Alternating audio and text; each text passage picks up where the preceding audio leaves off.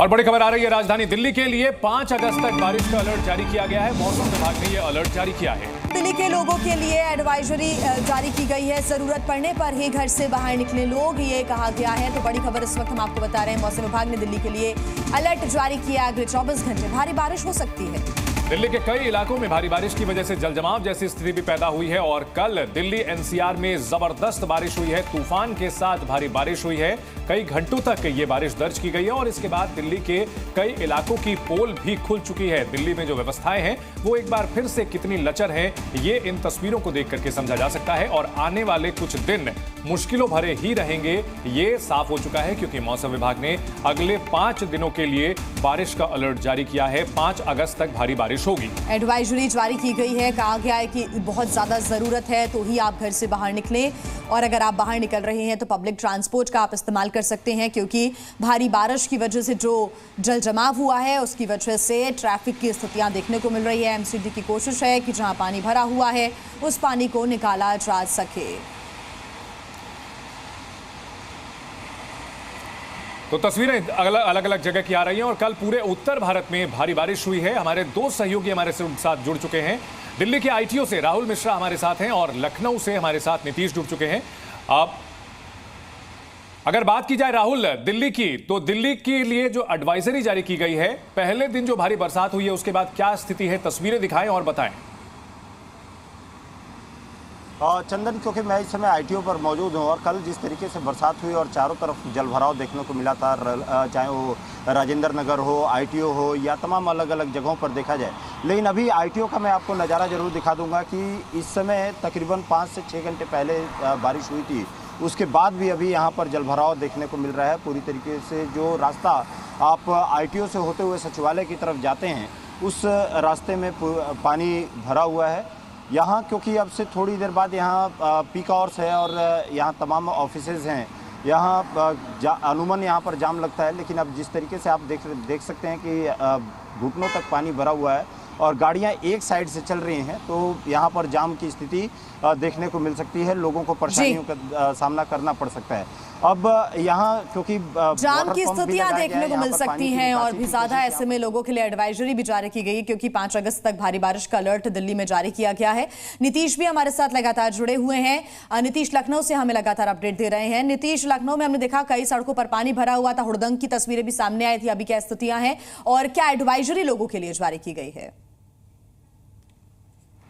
देखिए, लोगों से साफ तौर पे ये अपील की गई है कि जहां तक हो अपने आप को खुद बचाते हुए और अपने गंतव्य तक पहुंच जाएं और पहुंचने का प्रयास करें। लेकिन जिस तरह की एडवाइजरी है उसको देखकर कहीं ना कहीं ये कहीं मालूम पड़ रहा है कि प्रशासनिक इंतजाम जितने दावे के तौर पर सामने आए थे वो शिथिल पड़ते हुए दिखाई दिए।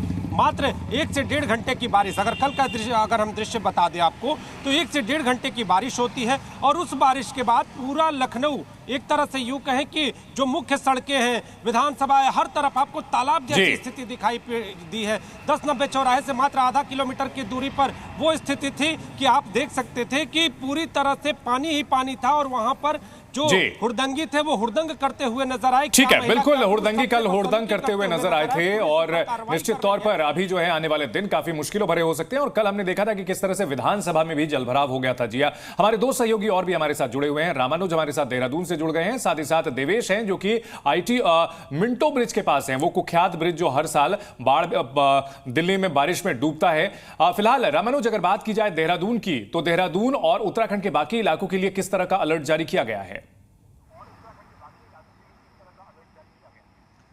देखिए, उत्तराखंड में 8 जिलों के लिए अलर्ट जारी किया गया था और जिसमें पिछले 24 घंटे में अगर देखें तो कई इलाकों में भारी बारिश हुई है, जिसमें उत्तराखंड का टिहरी जिला है, घनसाली एक क्षेत्र है, वहां पर बादल फटने की घटना सामने आई है। और इसी तरह से केदारनाथ के रूट पर एक लिंचोली क्षेत्र है, वहां पर भी बादल फटने की घटना सामने आई है। फिलहाल बड़े पैमाने पर सरकार की तरफ से जो इंतजाम था उसको किया गया था। एसडीआरएफ, एनडीआरएफ और डिजास्टर मैनेजमेंट की टीम को अलर्ट पर रखा गया था और साथ में जो नदियां हैं जहां पर जलस्तर बढ़ सकता है वहां के लोगों को भी सतर्क किया गया था। तो अगर पिछले 24 घंटे से अब तक देखें तो कई इलाकों में भारी से भारी बारिश हुई है और कई जगह जलभराव की स्थिति बनी है। फिलहाल राजधानी देहरादून में ज्यादा ऐसे इलाके नहीं है कि जहां पर बारिश की वजह से लेकिन फिर भी जलभराव एहतियात होता हो। लोगों को बरतने के लिए कहा जा रहा है और प्रिकॉशंस लेने के लिए कहा जा रहा है। आप बने रहिएगा रामानुज, हमारे साथ देवेश बने हुए हैं मिंटो ब्रिज से। देवेश, मिंटो ब्रिज हर बारिश में डूब जाता है, फिलहाल क्या स्थितियां हैं, क्या एडवाइजरी?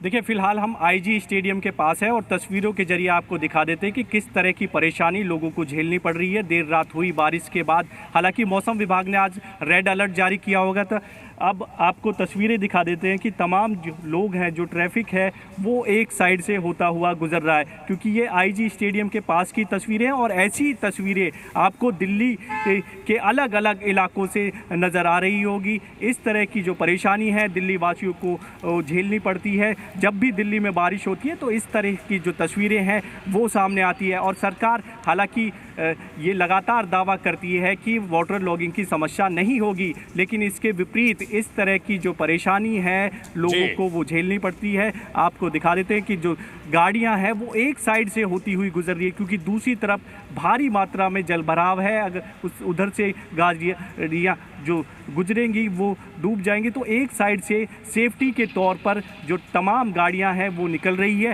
हालांकि सरकार ने रेड अलर्ट जो कि मौसम विभाग ने जारी किया था, उसके चलते एहतियातन तौर पर दिल्ली के जो सभी स्कूल हैं उनको पूरी तरह से बंद कर दिया गया है। इन तस्वीरों को देख करके देवेश ऐसा लगता है कि दिल्ली में जो है जिस तरह से बस की सेवा चलती है, वैसे ही बरसात के मौसम में नाव की सेवा भी चलाई जानी चाहिए। सरकारों को ये हमें सलाह देनी चाहिए। बहुत शुक्रिया आप सभी का इस बड़ी खबर पर हमारे साथ जुड़ने के लिए।